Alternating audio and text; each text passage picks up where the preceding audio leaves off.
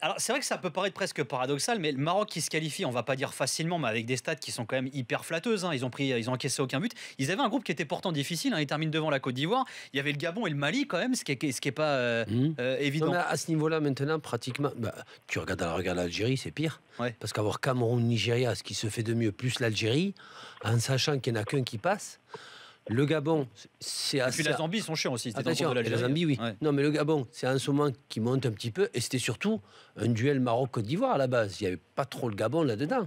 Et la force du Maroc, ce coup-ci, au lieu de vouloir essayer de marquer plus de buts, ils ont compris qu'il fallait qu'ils bétonnent et qu'ils soient costauds. C'est ça qui les a amenés en Coupe du Monde. Hein. Et ça a été une intelligence de toujours vouloir mettre des joueurs offensifs pour faire la différence, parce que c'est un petit peu le jeu du Maghreb qui leur permettrait de se qualifier. Mais en fait, là, non. Ça a été que Hervé Renard a bâti une équipe en étant costaud défensivement. C'est ce qui leur a permis de pouvoir se qualifier.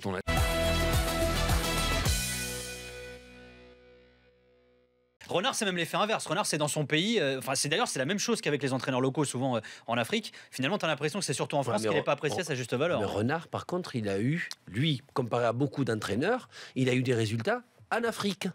Il a déjà eu des résultats en Afrique. Donc, ça veut dire qu'il sait, plus ou moins, dans ce continent-là, quoi faire au niveau de la mentalité africaine ou même maghrébine, pour avoir à la fois, je le dis bien moi, le regard des joueurs vers lui et aussi de la fédération et comment s'y prendre avec ce système un petit peu de fédération, de président de la fédération, du gouvernement aussi politiquement.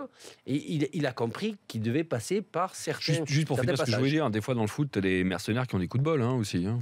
Mais bon, après, t'en as qui ont du talent aussi. Oui, une fois. Ouais. Mais non, mais le talent, ça paye. Tu le vérifies sur la répétition. Les mercenaires qui ont des coups de bol.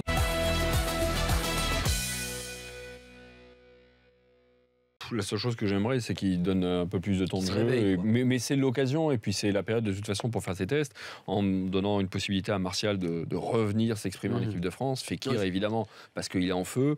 Non, et puis la Casette, parce que si on est à dire, bon, il y a les joueurs offensifs, mais spécifiques, attaquant de pointe, oui, Giroud absent, c'est à la Casette normalement de le suppléer. Non, et puis surtout, comme tu dis François, c'est que Koeman est passé au travers, c'est vrai, alors que c'est peut-être la chance à notre ami Martial, voire Fekir. Parce que quand Fekir dit qu'à Lyon, il ne peut pas jouer, il n'aime pas jouer sur le côté, l'équipe de France et Lyon, ce n'est pas la même chose.